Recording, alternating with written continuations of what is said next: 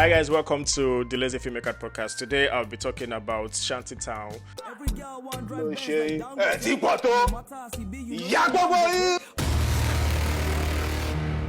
In 3, 2, 1, and play. Odale, balelo, any badale, apalelo. So the lighting is good. I like the lighting. I like the bluish thing. Blue is used to indicate nighttime, like trying to simulate the moon. It works. Even in my own films, I still use blue, and it's just perfect. And it's dark, but we can still see what's going on in the scene. So that's a really nice one. The sound design too of the fire. Lovely text, lovely sound design. I like the way the dog came and then really good. I can see some atmosphere going on here. I want to believe it's the dust from the scene, or maybe they put some dust there so that when the door hit the floor, it can. So production design on point. Explosions, explosions. I love it.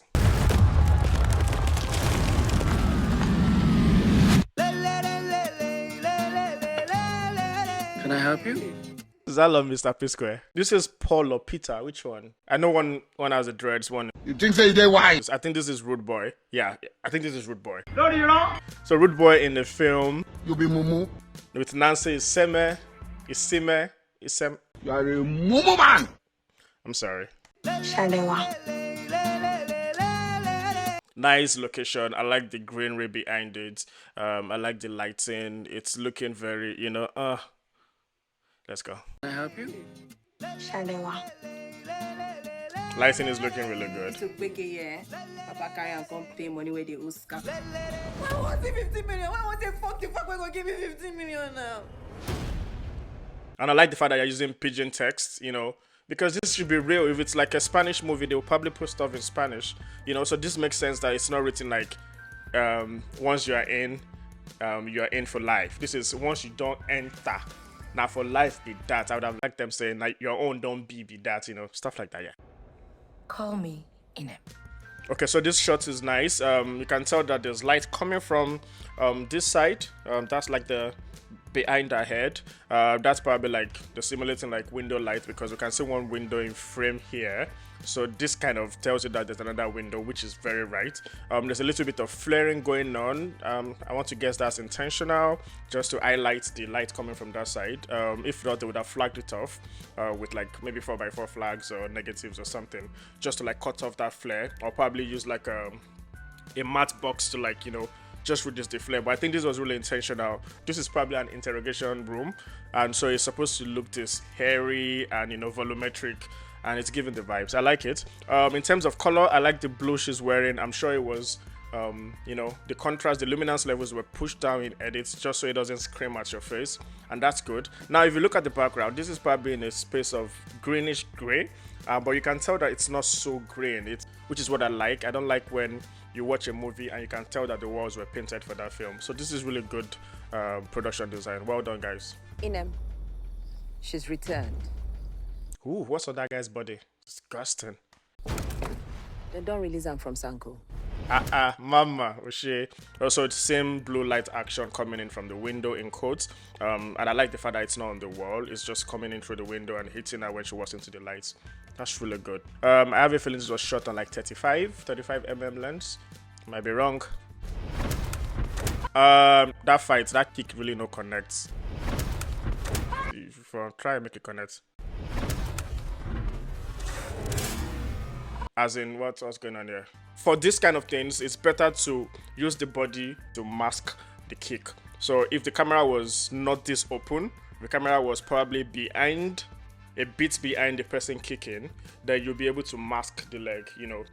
If you watch like YouTube videos where they talk about how to shoot fight scenes, you will see a lot of that. So this was good. I like the choreography. I'm very sure it was well done, but for this particular shot, I just wish that the camera was placed where it should have been placed so that I can mask that kick that didn't happen, because we don't really kick people when we're filming. We just keep a safe distance. So let's say this is the distance of the person and I punch this way.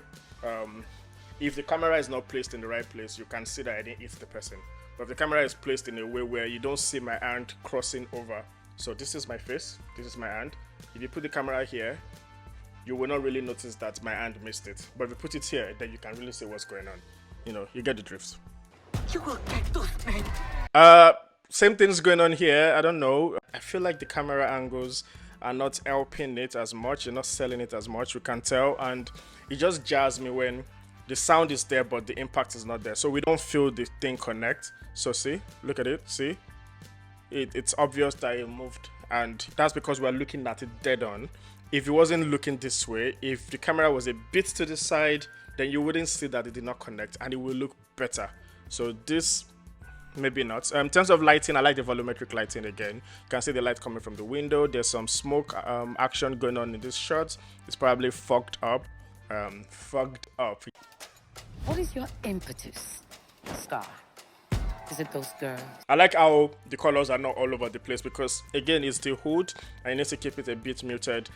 So the color scheme is nice. This production design is really nice. I like the fact that they add this, I don't know what they call these things, these ribbons that are flying around. This is very common when you go to the streets and you're doing like carnivals. Let's say, I want a mini gun to understand. I want a mini gun though. What's a you know? That suck you. Or is it Chief Fernandez who allows you to run his illegal ventures? Yeah, I like this shot a lot. If you know me, I'm a fan of silhouettes. I like the fact that they kept it like partially silhouetted, and then you can see this light kicking behind the hand here on the far right. It's just like a tungsten light, and then the contrasted color, which is the blue light, which is supposed to be this, the moonlight, you know, just shooting right behind the character. So, and you can see how the light slowly wraps around the hand and then puts face in silhouette, and then we can still see detail. So it's not pitch black, but it's silhouette. So, and that makes it look a bit more mysterious. And in the world of this guy, everything is not super bright and clean. So this is really depicting the world. It's dirty, it's grungy, and it's dark, which is lovely. We have a code red. I would believe this is like a mafia lord or like a kingpin, or she's like a mama Isale. But you can see from the production design that, you know, when a local person has money, yeah, that's how they like. And even from in terms of like the looks, the costume, like it's not looking. We're not seeing her in VI, you know, which is nice. We're seeing her like in the hood. She's still, everything is still dark, but she has a little bit of taste in terms of the wallpaper in her house, you know. And this large picture that was on the frame is a bit slanty. I hope that was intentional because I like the fact that it's slanty. It's not perfect. It just makes you understand the kind of world too, because these guys are not very prim and proper. Like if it was in like a VI world, they'll probably like, you know, use ruler to to align it. So I hope that was intentional. If not, good job still, because that was really good. There's some sort of top lighting coming from here. You can see the light reflecting on this chair. I would believe they did the top lighting. And then there's the light coming from the far right that is kicking through all of them to fill up the faces. Yeah, the light is simulating this chandelier from the top. It's just helping this chandelier to like really look better. But I'm not sure that's what's lighting the chair. But yeah, good job so far. Silhouette again. I love silhouettes, guys. Silhouettes just really makes everything look mysterious. It looks more gangster. I'm sure this location was probably just a place, just a hallway, but with top lighting, this light is coming from the back. It's top lighting, but it's still like shooting them from the back a bit, and then this room is filled with smoke, so you can really see that there's some ambience, you know, there's a mystery going on in this shot, which is really lovely. So good job. Production design is still on point. I like the walls are not super clean, they're not too dirty also. It just feels right. Yeah, Lagos boss on point. Like how else will like Agberos travel for their missions? Lagos boss. The boss is not too neat also. Like I'm sure this is probably the easiest part of it. I might be wrong, sorry guys, because to get a boss that is rustic and dirty like this is just everywhere in Lagos. So yeah, that really good shots, looking good. It's a bit of a low angle to make the guys look bigger, so because they are going on a mission, they're supposed to look a bit, you know, intimidating. So that's working for me. The colors too are working. I like the blue building in the back. I'm sure this is intentional because they could have packed this boss anywhere else. So the action between the yellow and the blue, putting them on the complementary scheme, is on point. So when you watch these things, you would think they're just frames, but some creative guys sat down to like really make this work. This is amazing, guys. While I did for Tanga. Compared to other films I've reviewed in the past, I like this lighting also because the ratios are a bit darker. So the key to fill ratios are different. Like you can see that the side of her face on the right is a bit darker as compared to another film that I reviewed earlier, which is Battle on Booker Street. If you've not seen it, please check my why am I doing this? This is not YouTube. Please check my Instagram feed and you see the review I made of it, technical review. Yeah, so this is cool. There's a kicker coming from the back, which is lighting this part of her face. You can see this little part, and then you can see that there's a negative. Like, so they probably put a negative. Negative is a black, let's say a black wrap or a black cloth. And what you do is, like, for example, this light is lighting me here. Then I put a negative here. It makes this side of my face darker, just to create visual interest. And the camera is shooting through the dark side, so the camera is on the side, looking at the darkness. So it just makes the face more 3D and not flat. There's trouble in the street, guys. Let's go. Ooh, explosions again. I love it. So what I was saying, like you don't really see that it didn't impact because we are behind the guy that's getting the hit. So let me break down this frame for a second. There's a lot of stuff going on. You can see the foreground. It's just lovely when you can put your camera between things, like stack up depth in your shots. You can see how deep this frame is. It's a silhouette shot. The entire background is fogged out. I love the word fogged out because it's just nice. It just creates that atmosphere. I mean, if it was open, then you can see everywhere there. It's fogged out. There's highlights coming from the window here. You can see it, and you can see on the floor. You can see it's obvious. There's the light. Light is lighting them from this angle because the shadows on the wall on the right here. So there's a light probably like high up here, hitting this entire background and lighting them down. But it's shot in a way that the light is not facing the camera, so we have their shadows casted and they're in silhouettes, which makes it really nice. The contrast levels are not really raised because of the amount of smoke, which is why when you go to the next shot, you can see the contrast level change. Then this kick did not connect also.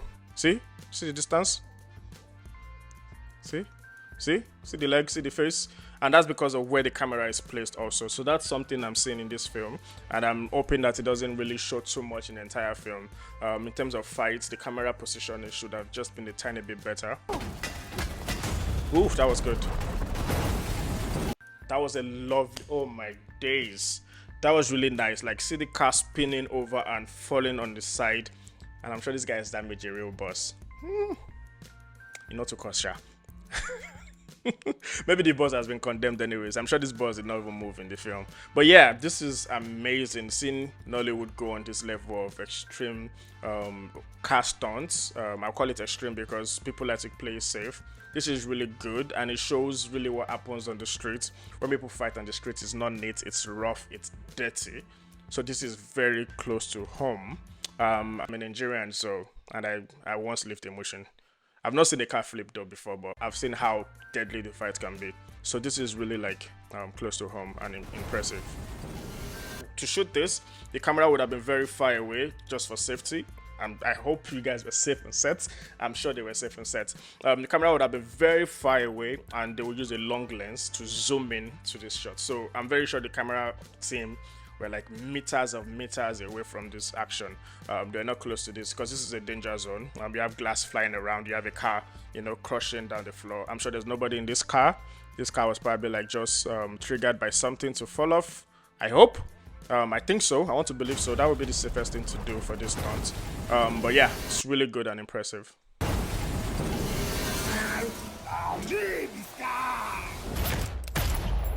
I would really love to see this film for two reasons. One, it's very similar to something I filmed called Gida Dambe that I'm going to release early this year. Dama.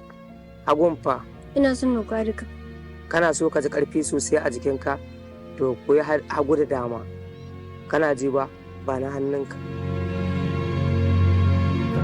So for cinematography, I'll give it like an 8/10. It just looked good and it looked believable. Nothing too fancy, because that's also one thing people do. You don't want to do too many fancy moves in a film.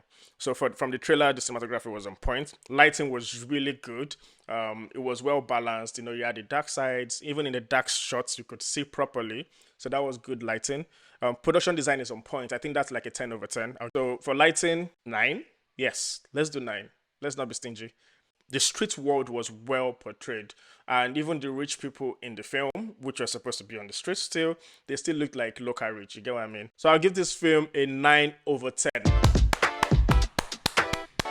That was really good. You guys should let me know if you would like me to talk about my thoughts after seeing the film, if it matches my expectation, because sometimes trailer and I be the film. Until my next video, let me know in the comment section what you would like. If there's a film you're feeling right now that you would like my opinion or my views about. I mean, my views are not gold, it's just my views, and that's something I own.